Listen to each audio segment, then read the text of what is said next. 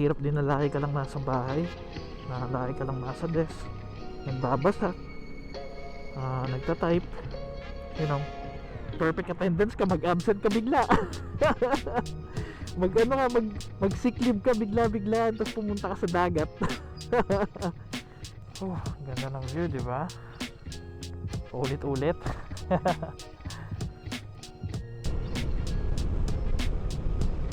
Grabe, napaka-stable na Pigo, oh. Ang daming singkama, solo.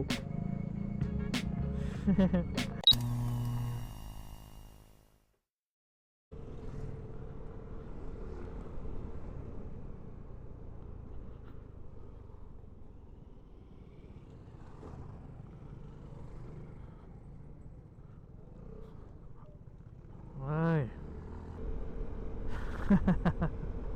Nagkahiyaan. Hello guys, good morning.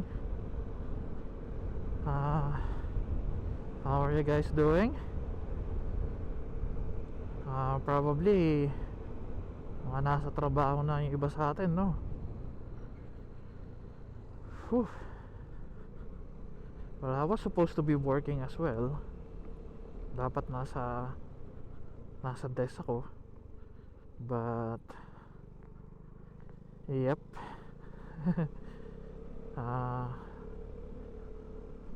We hop on our motorcycle and yeah, I was thinking bubuksan ko lang yung makina. I mean, i-switch on ko lang yung makina, painitin lang siya or what not. But then yeah. Naisipan ko umalis. Sabi ko mag-ride muna tayo sandali, nakapagtrabaho naman na ng konti. So yeah, I was blessed with flexibility to work.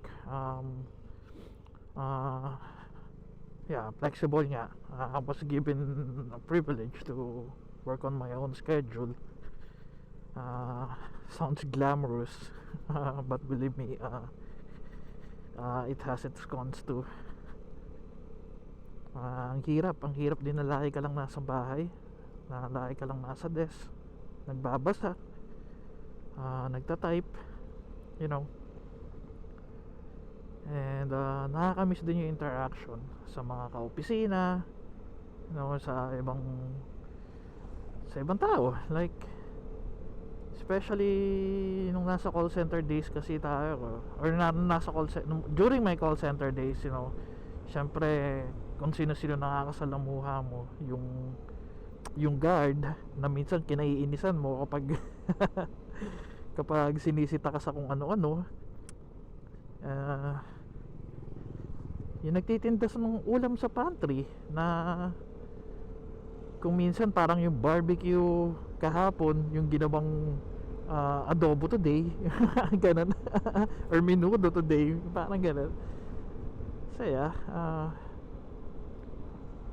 tsaka syempre yung pakikipagkwentuhan sa mga ka-office, sa mga ka-office mates, sa mga ka-team mo habang walang ginagawa. So dyan tayo pupunta sa Carmelite Monastery. Gusto ko lang ipakita sa inyo yung view. Tsaka of course, pipray din tayo ng konti. I just wanna do something random, you know. Grabe ang alikabok, oh.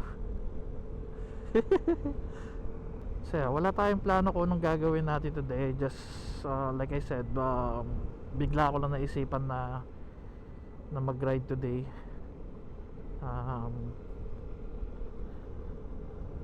Kung ano-ano naiisip natin, napaparaning na naman tayo. And for some viewers here na actively nanonood sa mga vlogs natin, you know that there are times when I feel like this, although sobrang bihira na nowadays compared to before. But yeah.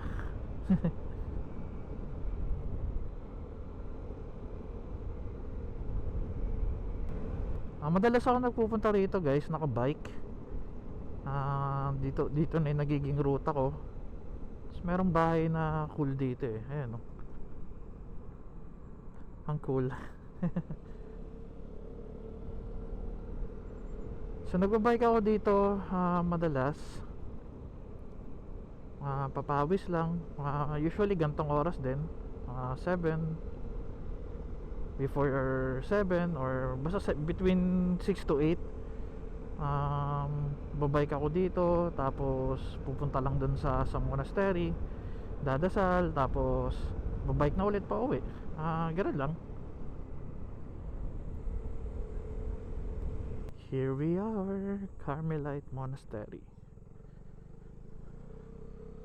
So before, naririnig ko na yung Carmelite, especially sa mga taga dito sa area namin, no, within Zambales and Olongapo, ganyan. Especially yung mga nagbo-board exams, yung mga ganun, pumupunta daw ng Carmelite. Nagpe-pray, nagsisindi ng kandila, ganyan.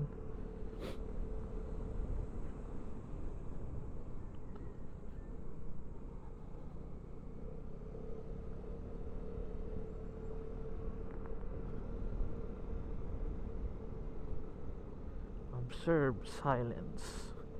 Buti hindi maingay yung motor natin. Nasisilaw ako.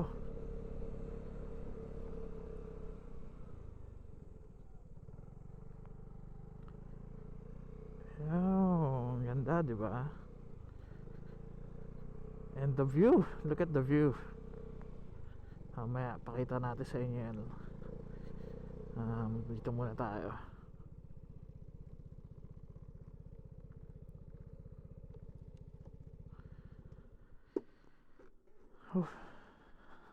Ayan guys, ang ganda ng view, diba? So I believe that's the same mountain dun sa Yellowstone na pinupuntahan natin. Alright, so we're done here. Ngayon naman ride tayo paikot. Very quick lang kasi may lakad pa tayo ng 10 o'clock. Ganda ng view, di ba? Ulit-ulit. So ayun nga, pupunta tayo kasi ng Pampanga today para sunduin yung kapatid ko, kasi hindi daw niya kaya mag-commute dahil marami siyang dalang gamit or marami siyang iuwi. Semestral break na. So yeah.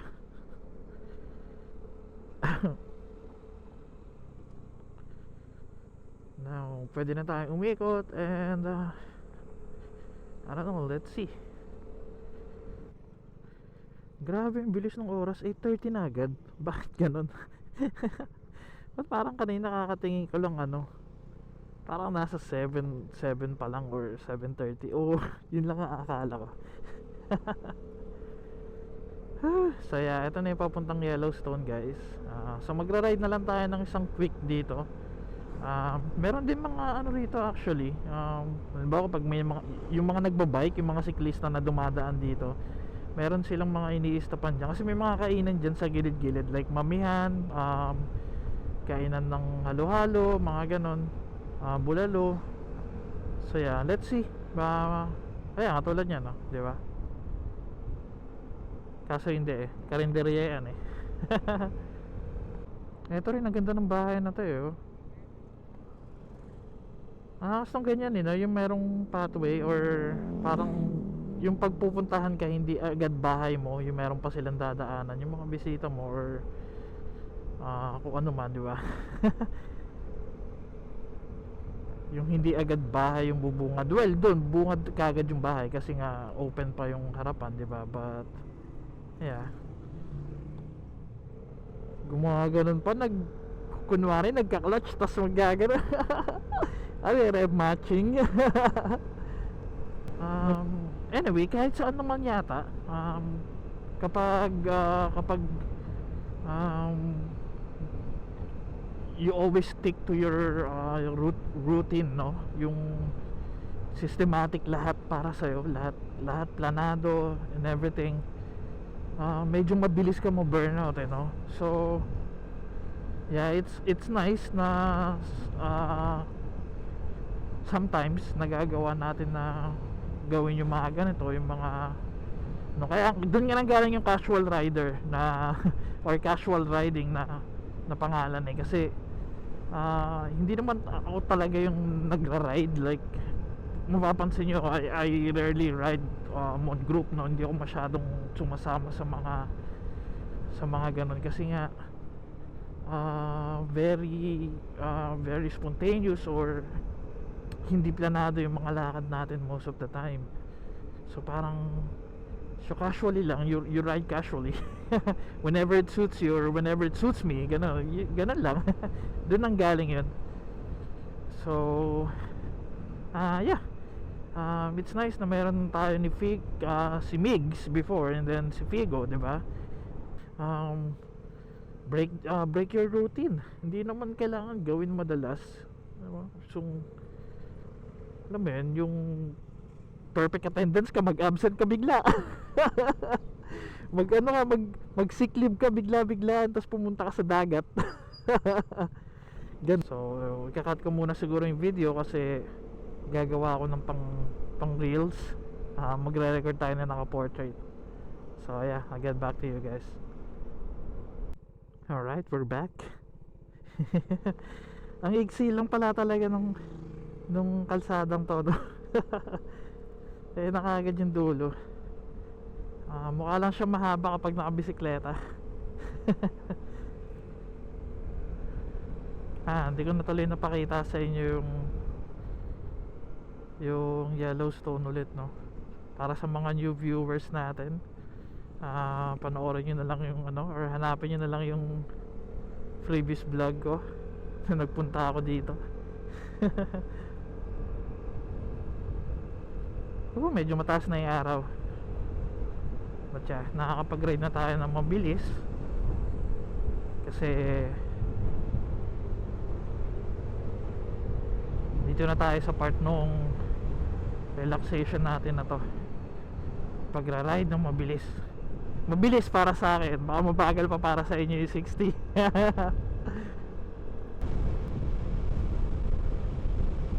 Grabe, napaka-stable na Pigo, oh. Si Mix dati hindi ko mapaabot ng ganito katulad.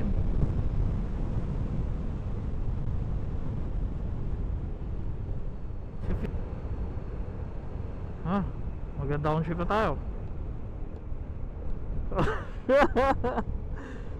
Okay, second gear, first gear. Rev matching. Ang galit eh. Baliw na. Okay. Dami singkamas, oh. Ang daming singkamas, oh. Look. Nalagpasan ko pa yung coffee kubo, Diyos ko. Yun na. Ayun siya. Saan pa pwedeng i-park sa Figo, eh? Baba na lang natin siya. Tirik na tirik yung araw.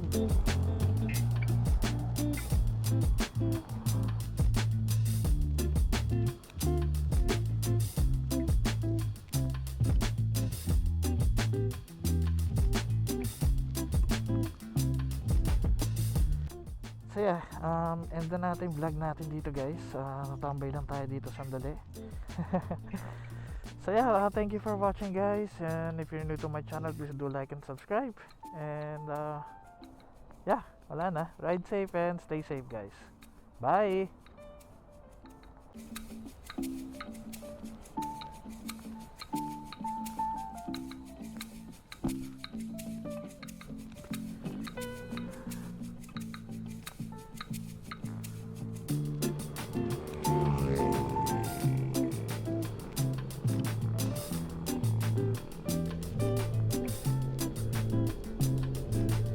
Stop recording.